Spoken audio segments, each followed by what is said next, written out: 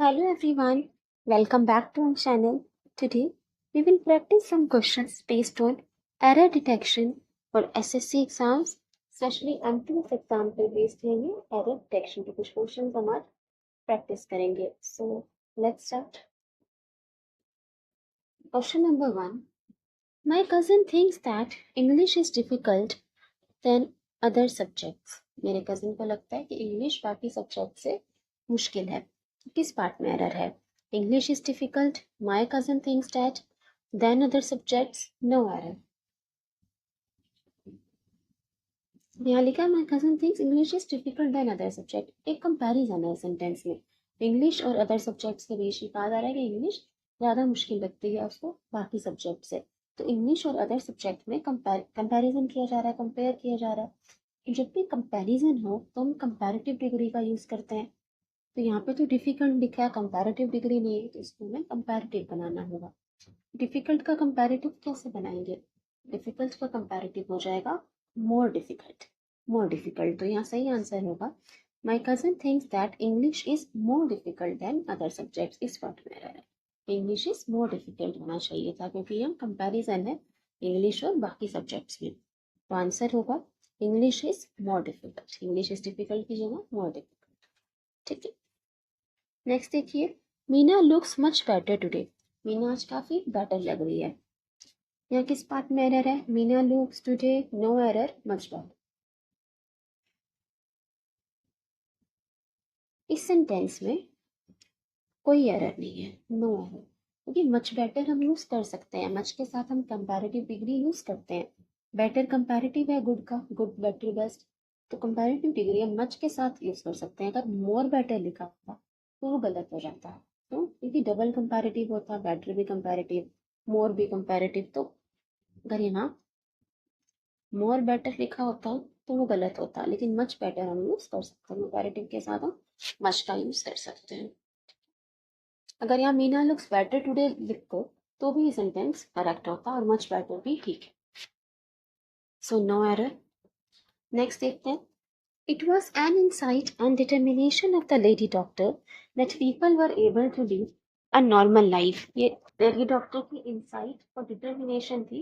Insight मतलब उनकी सूझबूझ, समझ, नॉलेज, और डिटर्मिनेशन की दृढ़ता थी कि लोग एक आम जिंदगी जी पा रहे हैं. People were able to lead a normal life. तो किस पार्ट में एरर है? It was an insight and determination of the lady doctor able to lead a normal life that people were.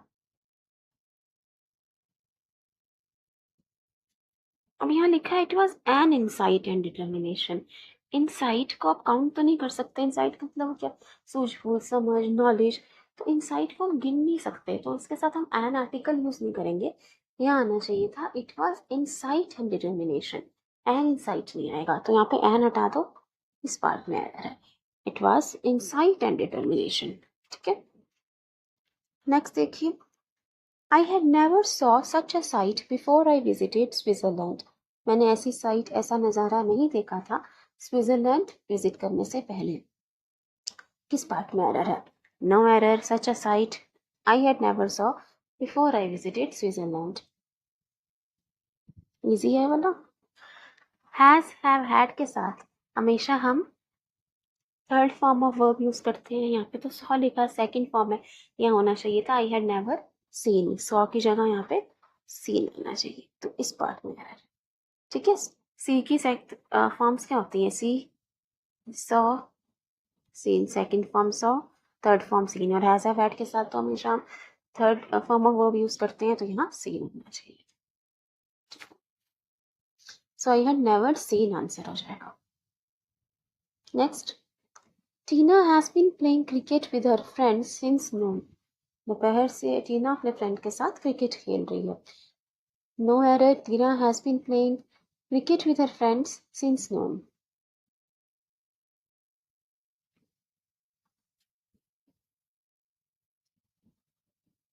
Has been playing cricket, ये कौन सा tense है?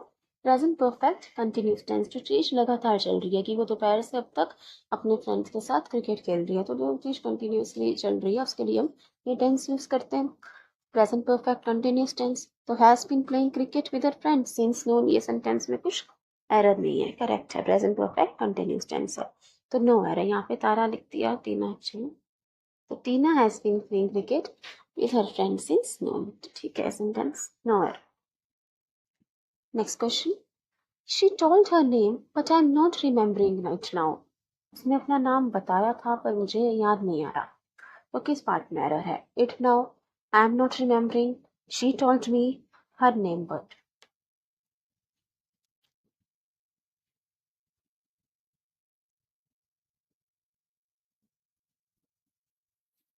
आई am not remembering it now. Remember एक state verb है, state verb. इसका use हम ING form में नहीं करते, कंटिन्यूस फॉर्म में नहीं कर सकते। ये होना चाहिए था she told her name but I don't remember it now. Remember का हम रिमेम्बरिंग नहीं बना सकते, स्टेट वर्ब है, इसको हम कंटिन्यूस फॉर्म में यूज नहीं करते, तो इस पार्ट में है। ये सही सेंटेंस होना चाहिए, she told her name but I don't remember it now. I am not remembering की जगह आई डोंट रिमेम्बर आना चाहिए था। नेक्स्ट देखिए, surprisingly dark chocolates are most bitter in taste. Surprisingly dark chocolates ज़्यादा कड़वी होती हैं टेस्ट में, तो किस पार्ट में एरर है? In test, are more bitter, bitterer, dark chocolates surprisingly, surprisingly dark chocolates are most bitterer in test.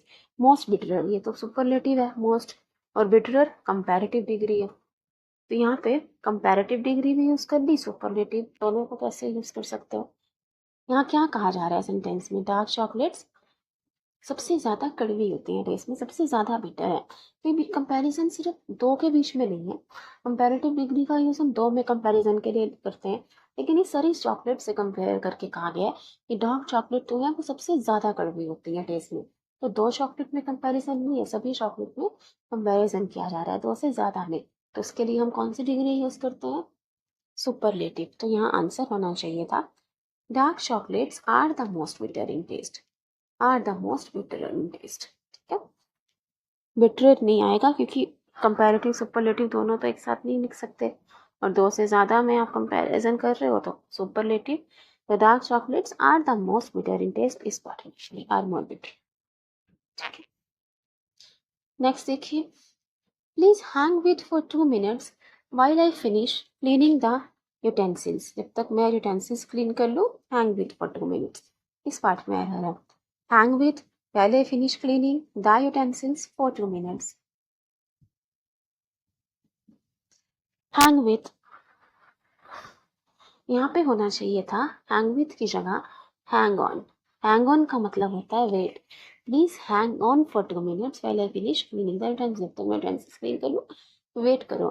Hang on का मतलब होता है वेट, तो यहाँ पे होना चाहिए था hang on. Hang on means wait, wait for some time. Hang with का मतलब तो होता है spend some time for with someone, किसी के साथ थोड़ा समय बिताना। हैंग विथ, तो यहाँ हैंग विथ कैसे आ सकता है?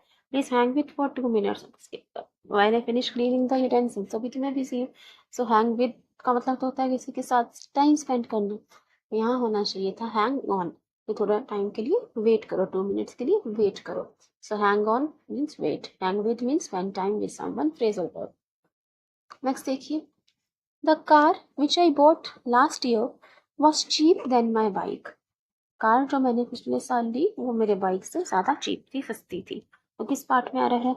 The car last year which I bought was cheap then my bike, comparison है दो के बीच में, car which I bought last year और बाइक, तो दो के बीच में यहाँ पे कंपैरिजन है, तो दो में कंपैरिजन हो तो कौन सी डिग्री यूज करते हैं? कंपैरेटिव। तो car which I bot yesterday was cheaper then my bike होगा, चीप की जगह यहाँ आना चाहिए था चीपर, क्योंकि दो के बीच में कंपैरिजन है कार और बाइक। जो कार थी वो ज्यादा सस्ती थी बाइक से, तो चीपर हो जाएगा, was cheaper then my bike. Next देखिए, we knocked across early on Saturday to enjoy the beautiful weather। We knocked across early on Saturday को हमने जल्दी नॉक अक्रॉस किया ताकि हम beautiful weather enjoy कर सकें। We knocked across early on Saturday to enjoy the beautiful weather, किस part में एरर है? देखो यहाँ पे नॉक अक्रॉस नहीं होगा, होना चाहिए था knock off. We knocked off early on Saturday. Knock off का मतलब होता है कोई काम फिनिश करना, कॉल इट अ डे जैसे कहते हैं कि उस दिन के लिए काम खत्म कर दिया। We knocked off early on Saturday, Saturday को हमने जल्दी काम खत्म किया to stop working for the day, ताकि हम वेदर इंजॉय कर सकें। तो नॉक ऑफ आएगा नॉक क्रॉस की जगह। ठीक है, नॉक ऑफ का मतलब है stop working for the day, उस दिन के लिए काम को बंद कर दिया, खत्म किया उस दिन का काम। नेक्स्ट देखिए, my aunt came from Switzerland by the flight which was landing at 5 AM yesterday। ये स्मार्ट में एरर है। Switzerland by the my aunt came from flight which was landing at 5 AM yesterday। By the flight which was landing at 5 AM yesterday। अब aunt already आ चुकी है, aunt came from Switzerland. तो flight which was landing at 5 AM yesterday, जो flight land कर रही थी, ये यहाँ पे पास कंटिन्यूस टेंस में दी है। तो फ्लाइट ऑलरेडी लैंड हो चुकी थी, फ्लाइट ऑलरेडी लैंड हो चुकी थी, तभी तो आंट उससे आई। इस फ्लाइट से आंट तब आएगी जब वो फ्लाइट ऑलरेडी लैंड हो चुकी है। तो विच वाज लैंडिंग नहीं होगा, which landed, which landed, flight which landed, क्योंकि फ्लाइट ऑलरेडी लैंड हो चुकी थी। फ्लाइट विच लैंडिंग आएगा, विच लैंडेड। चलिए नेक्स्ट देखिए, they worked very hardly on their project for several weeks. वो काफ़ी मेहनत कर रहे थे अपने प्रोजेक्ट पे कई हफ्तों से। जो किस पार्ट में एरर है, for several weeks they worked on their project very hardly. को हार्डली एडवर्ब है, हार्डली का मतलब होता है बेयरली, स्कियर्सली, मुश्किल से। लेकिन यहाँ सेंटेंस में कहा गया, क्या सेंस है, सेंटेंस की सेंस क्या जा रही है। They worked very hardly on their project for several weeks, क्योंकि उन्होंने अपने प्रोजेक्ट पे कई वीक्स तक, कई हफ्तों तक बहुत मेहनत की। और वर्कड वेरी हार्डली का मतलब तो होता है स्कियर्सली। तो अगर हम हार्डली के साथ जाएं तो इस सेंटेंस का मीनिंग निकल के आएगा कि उन्होंने मुश्किल से अपने प्रोजेक्ट पे कोई काम किया। हार्डली का मतलब होता है बेयरली, स्केर्सली, मुश्किल से कोई काम करना। तो अगर आप लिखते हो worked very hardly on their project, मतलब उन्होंने बहुत मुश्किल से काम किया, लेकिन सेंस वो नहीं जा रही। सेंटेंस में ये कहा जा रहा है कि उन्होंने अपने प्रोजेक्ट में मेहनत की, कई वीक्स तक काम किया। तो हार्डली की जगह यहाँ आएगा hard. They worked very hard on their project for several weeks, कि उन्होंने कड़ी मेहनत की अपने प्रोजेक्ट में, मुश्किल मेहनत की, हार्ड वर्क किया। तो वर्क वेरी हार्ड, हार्डली नहीं होगा यहाँ पे। हार्डली का मतलब होता है barely, scarcely, so very hard हो जाएगा हार्डली की जगह। ठीक है, नेक्स्ट देखिए, Mohan has a bigger farm house of 100 hectares near the city. Mohan के पास एक बड़ा फार्म हाउस है 100 हेक्टर्स का सिटी के पास। So has a bigger farm house, Manoj has a bigger farm house of 100, no error, या फिर हेक्टर्स नियर द सिटी, किस पार्ट में एरर है। बिगर फार्म हाउस,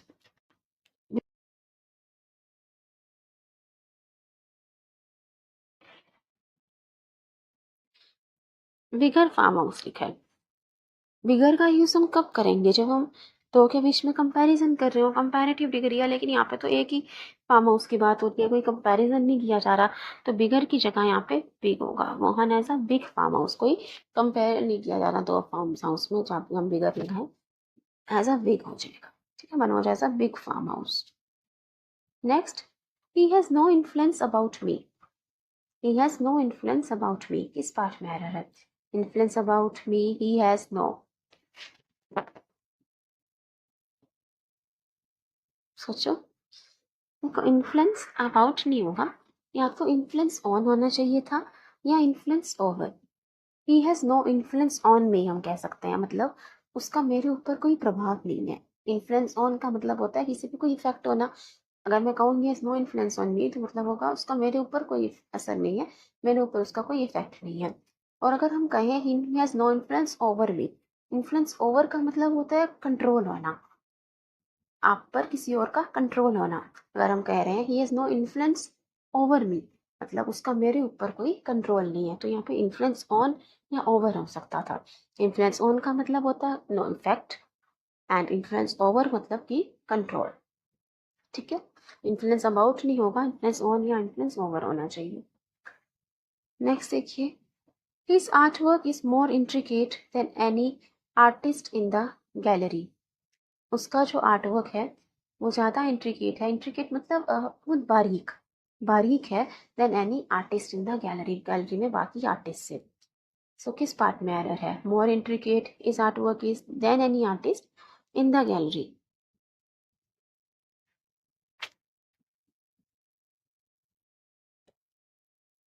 यहाँ पे more intricate the comparative degree use की है, तो उसके आर्टवर्क को कंपेयर किया गया आर्टिस्ट से। देखो his artwork is more intricate than any artist, उसका जो आर्टवर्क है किसी भी आर्टिस्ट से ज्यादा बारीक है, आर्टिस्ट से ज्यादा बारीक है, या किसी और आर्टिस्ट के आर्टवर्क से, किसी और आर्टवर्क से, आर्टिस्ट के आर्टवर्क से वो ज्यादा बारीक है, ये कहा जा रहा है।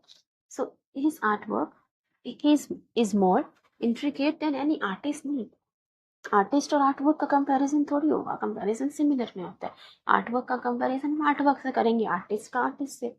So his artwork is more intricate than any artist. नहीं, यहाँ पे आना चाहिए than that of any artist, than that of any artist, मतलब किसी और आर्टिस्ट के आर्टवर्क से ज्यादा इंट्रिकेट है उसका artwork, than that of any artist, या फिर than the artwork of any artist भी कह सकते हो। His artwork is more intricate than the artwork of any artist. ठीक है, यहाँ पे than that of any other artist होना चाहिए। His artwork is more intricate than that of any other artist भी कह सकते हो कि किसी और आर्टिस्ट के आर्टवर्क से ज्यादा इंट्रिकेट है उसका आर्टवर्क। अब आर्टवर्क का कंपैरिजन हम आर्टवर्क से कर सकते हैं, आर्टिस्ट से नहीं। नेक्स्ट देखिए, एडजेक्टिव जब हमने पढ़े थे तब लिखे थे ये सब क्वेश्चन। चलिए नेक्स्ट देखते हैं, last question. The residents of Rameswaram about the 1940s were quite Orthodox but were also tolerant of other communities. जो रेजिडेंट रामेश्वरम में रहने वाले थे 1940s के बारे में बात की जा रही है, वो ऑर्थोडॉक्स थे, थोड़े से ऑर्थोडॉक्स थे, और were also tolerant of other communities, पर बाकी कम्युनिटीज के साथ भी वो टॉलरेट कर लेते थे, उनको भी एक्सेप्ट करते थे। तो किस पार्ट में एरर है?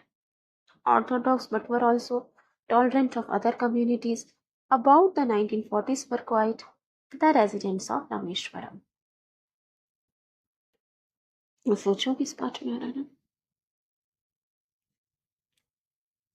About the 1940s, 1940s time period है ना, कि 1940 का जो टाइम चल रहा था टाइम पीरियड है, तो अबाउट 1940s, अबाउट तो मीन्स करते हैं किसी के बारे में, किसी चीज के बारे में, किसी इंसान के बारे में जब कुछ कह रहे हैं।